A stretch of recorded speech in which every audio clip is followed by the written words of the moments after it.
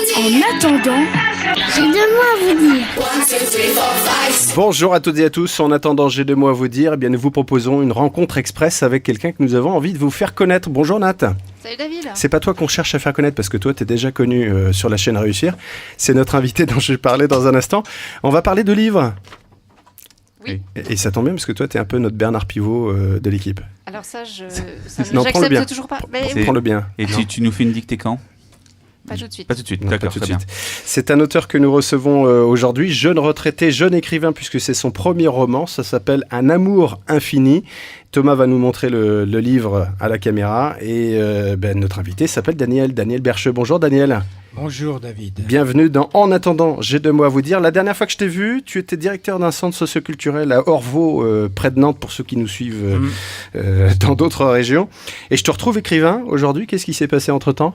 Il s'est passé que lorsqu'on on se met en retrait de la vie active, on n'est pas obligé de ne rien faire. Donc j'ai suivi des ateliers écriture et petit à petit le virus... Que tu animais toi-même peut-être Non, parce que quand on est directeur d'un centre socioculturel, on lance énormément on écrit d'ateliers. Beaucoup de dossiers. On écrit aussi. On écrit beaucoup de dossiers, beaucoup de rapports, voilà. T'en as fait des projets sociaux pendant toute une carrière dans ce domaine. Le plus intéressant, c'est les projets artistiques. Ouais. Donc je suis resté dans mon domaine quelque part. Comment ça t'est venu l'envie d'écrire comme ça et puis de sortir un livre ? Parce que écrire c'est une chose, sortir un livre ça se fait c'est un peu plus d'audace encore. Ça se fait pas d'un seul coup, je veux dire c'est un cheminement.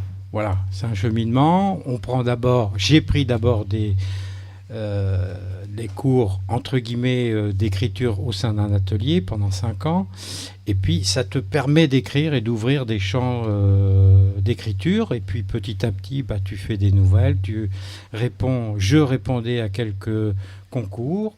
Et puis, je me suis pris au jeu d'écrire une histoire plus longue. Mais je ne savais pas que j'allais écrire un roman. Je ne me suis pas dit un matin, je vais écrire un roman. Ouais. Après les courts-métrages, donc le long-métrage arrive. Et c'est donc un livre qui s'appelle Un amour infini. C'est quoi le pitch, Nat ? C'est l'histoire d'un accident de la vie qui fait dérailler un quotidien a priori tout tracé. C'est l'histoire d'un couple, Étienne et Mélanie, qui va devoir se redécouvrir.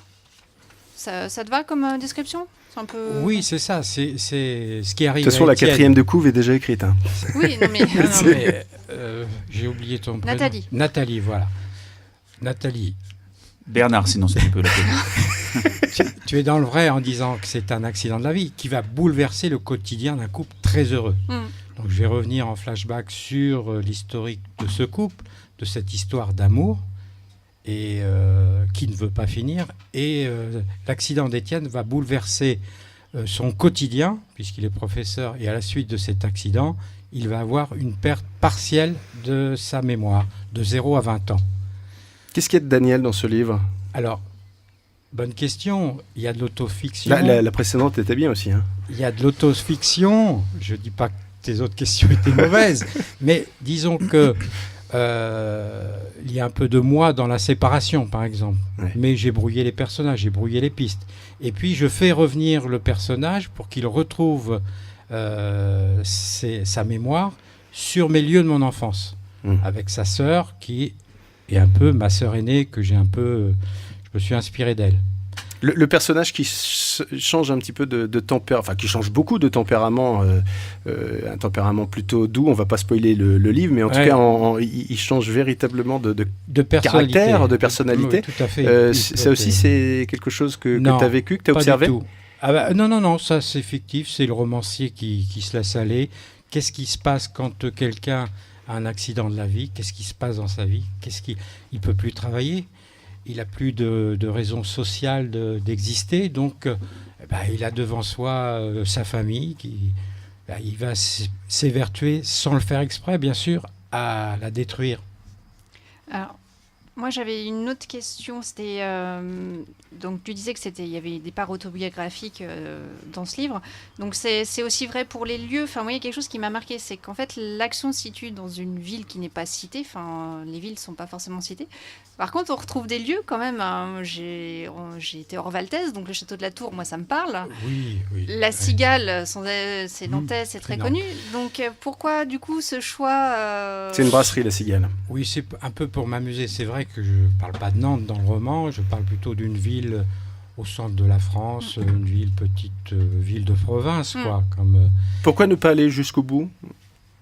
Parfois, C'était mieux comme ça ? Oui, parce que justement, la Cigale, voilà, j'y ai des repères et puis j'aime bien ce lieu.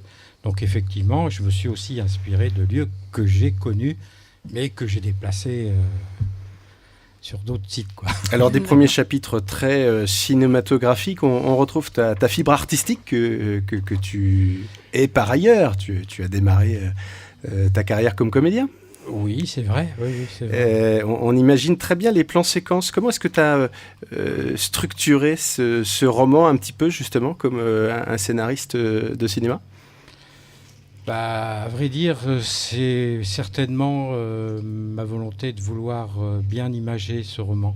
C'est-à-dire que je ne me lance jamais dans des descriptions sur une page d'un lieu, d'un site, d'un personnage, etc. J'aime bien que ce soit rythmé et séquencé, comme tu dis. Que ce soit cadré. Cadré, oui, et que les premiers retours que j'ai de gens qui lisent peu, lisent mon roman agréablement. C'est-à-dire que voilà, c'est pas difficile à lire, on se laisse porter par l'histoire, par les lieux, par les personnages. Et je pense que c'est ça qui permet à certaines personnes, parfois parce qu'ils me connaissent, de lire à fond mon roman, puis d'autres me disent j'ai commencé puis je l'ai pas lâché. Donc ça, c'est un pote à moi qui m'a dit ça. Ça fait toujours plaisir. Bien sûr. Nat ? Alors moi, j'avais eu l'impression en lisant le livre que le narrateur portait un regard assez froid vis-à-vis des personnages, comme si du coup, il y avait un petit peu je vais pas y arriver. Il était caché derrière sa caméra du coup et qu'il n'entrait pas directement dans l'affect avec les personnages. Est-ce que ça manque de zoom, voulu c'est ça que tu veux dire ? De zoom sur l'affect, les sentiments des personnages ? Oui, c'est ça. Enfin, on a l'impression qu'il y a un certain retrait. Alors, est-ce que c'est par pudeur qu'il y a eu un retrait pour décrire ou Non, c'est pas. C'est comme ça. Je veux dire, moi, je me laisse aller, quoi, dans l'écriture. Et je me dis pas, effectivement, cette remarque, on me l'a pas faite, mais peut-être que ça va m'interroger sur d'autres façons de d'écrire mes autres récits qui sont dans la tête, quoi. Mais alors tu enchaînes les dédicaces là en ce moment. Oui. D'abord, je précise que tu as envoyé ton livre, ton manuscrit à plusieurs éditeurs et tu as reçu que des réponses positives. C'est quand même incroyable ça. Surtout en plein mois d'août, quoi. On s'attend à ce que les éditeurs soient un peu en vacances. Ouais. Et il y a une vie au mois d'août. Il y a une vie dans le monde de l'édition. Oui, c'est la rentrée littéraire que ça s'appelle. Oui, c'est ça. Oui. Ça doit être pour ça. Merci Nat pour cette expertise. Et pourquoi cet éditeur-là particulièrement ? Qu'est-ce qui t'a fait préférer ces éditions du Mérite ? Les éditions du Mérite, c'est un jeune éditeur qui a 5 ans d'existence, qui publie des premiers romans aussi. Donc, et puis dans le monde de l'édition, tu sais très bien, ou tu ne le sais pas, il y a aussi des contrats à compte d'auteur. Donc certains éditeurs veulent bien t'éditer, mais à condition que tu payes un petit peu un certain nombre d'ouvrages. Ah oui. Voilà, ça se passe comme ça. Ça se passe comme ça. Ouais. Mais je ne connais pas la mafia des éditions. Moi non plus. Tu l'as découvert à cette occasion ? Je l'ai découvert, donc je me suis un peu renseigné. Et puis j'ai choisi les contrats d'édition, bien évidemment. Ceci dit, ce n'est pas Flammarion ni Gallimard, c'est un début. Quand on se retrouve lors de la première session de dédicace, comment on se sent quand on sort son premier bouquin ? D'abord, ça fait drôle de voir son nom sur une couverture, ça fait drôle d'être édité. Oui, parce que c'est ton vrai nom, évidemment. Oui, là, je n'ai pas mis de pseudo. Je ne me suis pas caché derrière le personnage. Donc, tout fait drôle, quoi. Ouais, après, on se prend au jeu. Moi, ça ne me fait pas peur de faire des dédicaces. Un moment marquant de ces premières sessions de dédicaces que tu as déjà vécues ? Un moment marquant des rencontres avec des gens qui veulent aller plus loin avec toi, entre guillemets, pour poursuivre une conversation, pour un cheminement. Donc, c'est ça. Les gens se retrouvent dans cette histoire de cet homme qui est transformé, enfin, la vie de ce couple qui est transformé. Je pense, oui. Je pense que tout le monde y retrouve un peu quelque chose. L'amour, quelque chose d'éternel. D'ailleurs, c'était le premier titre que je voulais, un amour éternel. Et puis mon correcteur m'a dit, ça fait un peu catho. Bon. Il m'a proposé un titre amour, plus laïque. voilà, un amour infini, et voilà, j'ai choisi celui-là.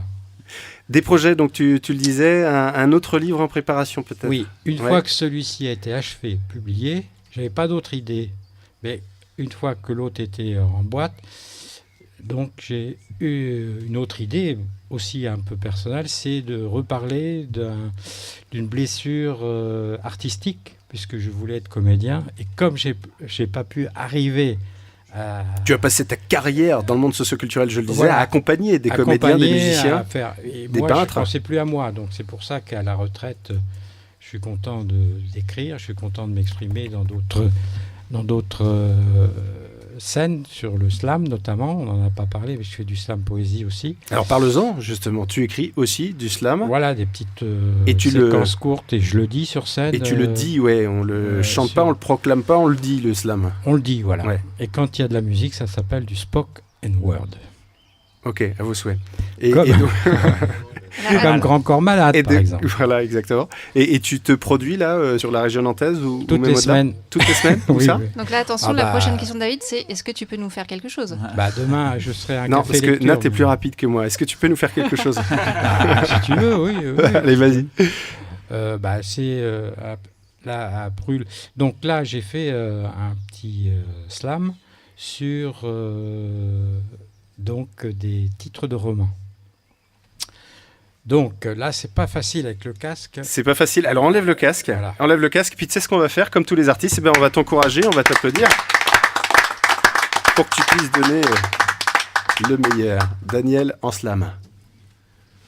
En descendant de sa montagne pour la grande ville, Victor l'ermite aperçut au loin une longue file de voitures à la queue leu-leu. Tous les conducteurs étaient la tête baissée sur leur petite boîte magique, à la queue leu-leu. Victor fut surpris.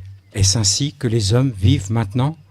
À un carrefour, il voit des businessmen qui traversent avec lui et qui entrent dans une grande tour haute qui gratte le ciel et les nuages.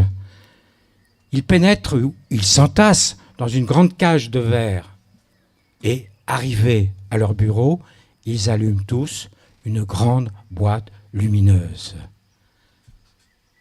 Victor a faim. Il passe devant une pâtisserie. D'un éclair au chocolat, il a très envie. Devant sa mitraille, la caissière lui dit « Monsieur, scannez avec votre Android. » « Avec mon quoi ?